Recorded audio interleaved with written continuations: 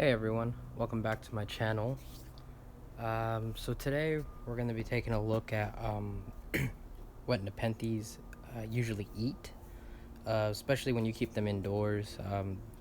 Food is not as available to them as if they were outside or in their natural habitat. So I'm just going to show what I feed my Nepenthes, and it varies from size to size of the Nepenthes or carnivorous plant. It depends on what you're feeding. This is kind of just a general base of what I do and what I feed them. I also have other animals and other things that I house the pitcher plants with. So just kind of they just coexist and work with each other to maintain, like, making sure I don't over like the crickets that the lizards don't eat or the frogs don't eat. The pitcher plants can eat them. So we'll go ahead and just take a quick dive into this, and yeah, so let's just get started. So first thing I'll show you is the fruit fly cultures. You can just get this at any reptile shop pretty much. Um, I will actually be creating my own because it's pretty much beneficial for the smaller Nepenthes, seedlings, and stuff like that. Uh, yeah, they reproduce pretty fast. I think it's about 2 weeks. They go like crazy. I mean, you can see that, and they're like in the food and stuff like that. Pretty easy to take care of. Just need the little tub or enclosure, and go ahead and feed them. Super great stuff for lizards, smaller lizards, small frogs, and smaller Nepenthes. Like, I'll show you. This is my, I think you say Burrata by Gal Gal. Like I said, I'm really terrible with names, but it's Burrata by Hermata, and I just had a pitcher just recently pop, so looks pretty good. But yeah, this would be perfect for a fruit fly, and I'll give that a fruit fly or two, maybe three, every week or so. Once the pitchers pop, I don't fill the pitchers to the brim or anything like that. Here's another one that's gonna pop. Yeah, this one actually took a little bit to start growing, but once it started growing, it's looking really great. Like I said, this is pretty. It's actually a really basic humidity chamber. On this one, it's just water, and just from that, I've had moss grow in there, so that's pretty cool. Yeah, it's doing really well.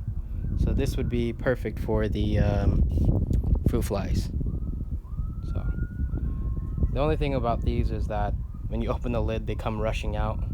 But luckily, these are flightless fruit flies, and those are the ones you want to get. I don't know if they actually sell like fruit flies that fly, but just, keep your eye out. But yeah, great stuff for smaller Nepenthes, or even bigger ones if you want. Then the next thing I would show you is my Dubia roaches. They're pretty good for pitcher plants also. I usually feed these more to the frogs, but definitely something that I do give to the Nepenthes on occasion. Pretty cool stuff. Let me see if I can open it real quickly for you guys. Actually, step on you. Alright. So, got a dead cricket in there. I don't know how that happened. Same thing, you can get this at your local reptile store, but yeah, that's pretty much them. They don't stink as much as crickets. They don't, they're pretty clean when it comes to like versus fruit flies versus crickets. They last a long time because they're a roach. Really great stuff. High in like nutrition for your animals and plants. You can see it right there.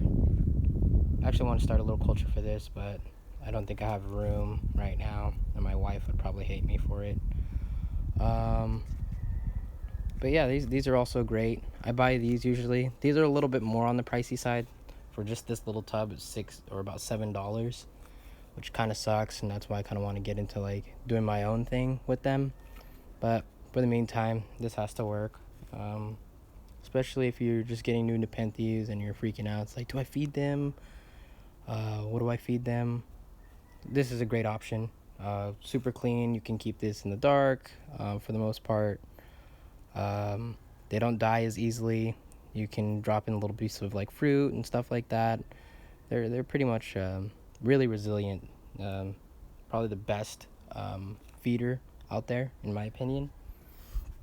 Go ahead and close this up. But yeah, this is a great option. Also, then next up, what I would have is the crickets.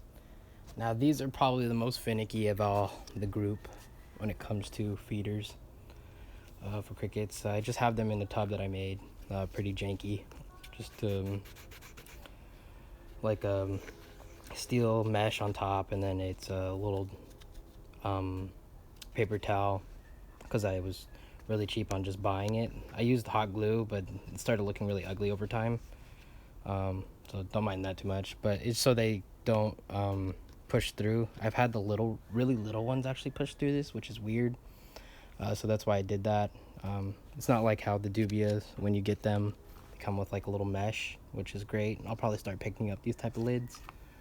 But for the meantime, I just make my little ghetto version. It's good stuff, you know. But anyways, crickets are pretty great. I gut load these guys, so that way my frogs and other stuff. But on the bottom is their food. Looks pretty gross in there. They are semi-cannibalistic, or they kind of eat each other, which kind of sucks. I try to prevent it, but it just happens. Yeah, I actually have like a recipe that I make for them, which is like lettuce, dog food. It's all smashed up together. It's a bunch of other stuff. I can't really think of it on the top of my head. Fruit. But yeah, I smash it up really, really well.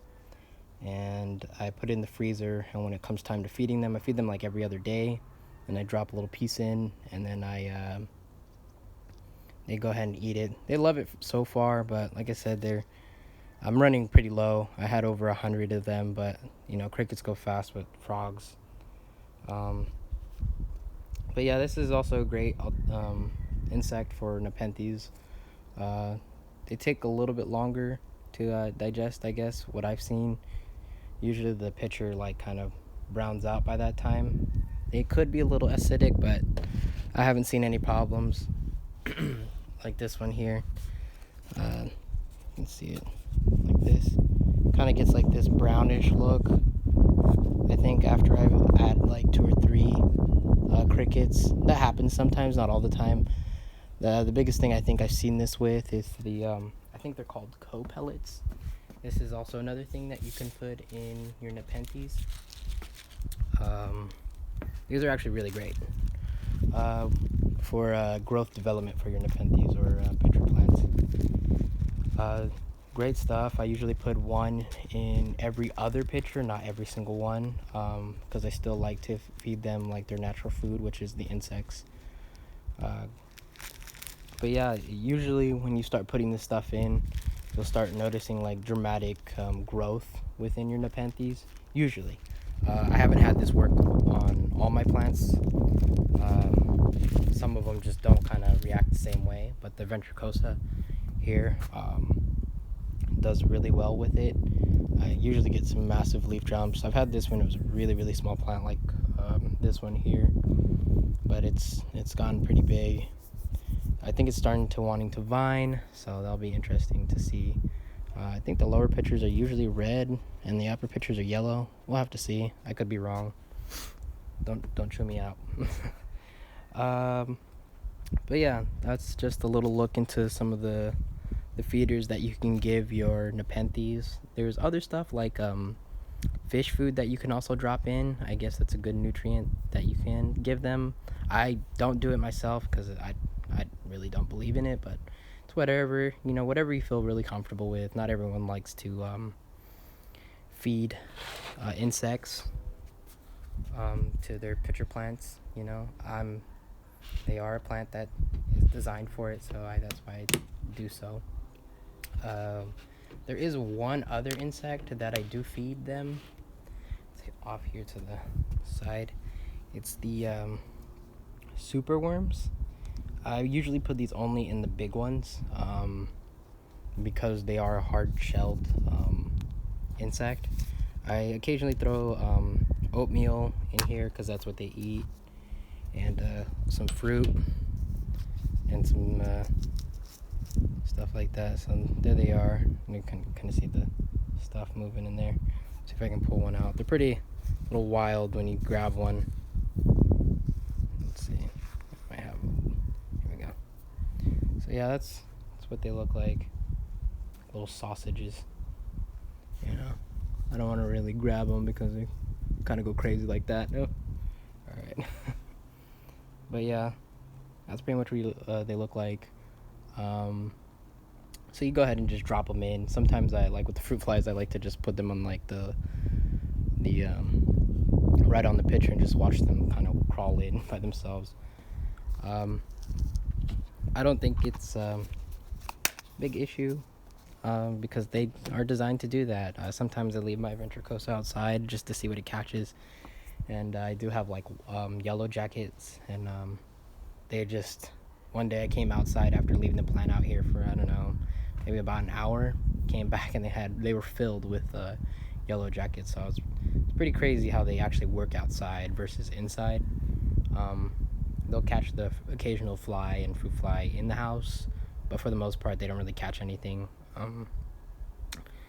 But yeah, that's why I kind of have my insects kind of just spread out for them. I like to give them different stuff, different varieties, you know. Pretty cool. I'll maybe do a live feeding with maybe a Dubia roach with the ventricosa, and do a little cut to that. And then yeah, just wanted to give you guys a quick look into what you can feed your Nepenthes so you don't have to stress out too much about what you should feed them and stuff. Like I said, probably one of the better options though is still at the end of the day is probably the fruit flies because it's more natural to what they would usually eat. Yeah, they're pretty wild and they look kind of gross. That's about it. If you don't mind that, this would be a great option. Usually they're about $10-15 when you buy them at a reptile shop. And then you can actually start your own little culture from there. There's plenty of videos on how to do that.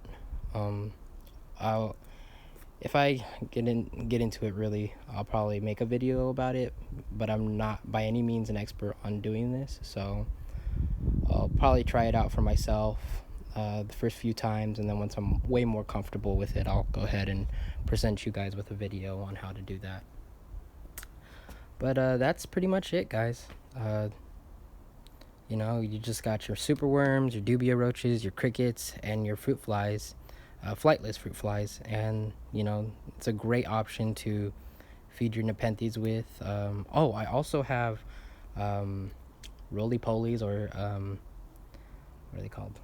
So bugs, I think that's what they're called. I can't think of the name right off the bat right now, but I don't really feed them because I actually use those in my tanks to like a little cleanup crew, also with springtails. But you know those are also great options as well if that's what you want to do. Springtails for like seedlings, really small. That's a great option for them for when the pitchers are super small. They can just kind of drop in and it's like just natural food when you have it in a tank or in your little humidity thing, like my Teliensis. I haven't done that yet because there hasn't been any sprouts, but yeah, that's something you can definitely do. But yeah, you know, we have a lot of videos in the making right now, and just got all the brain juice for the Nepenthes. So I'm just trying to think of all the things that I would like to see. I also have some Velosa seeds on the way, so that will maybe do a little unboxing, but it's just seeds, so we'll have to see. But thanks everyone for watching. If you like the video, subscribe and like. But yeah, thanks guys, have a good one.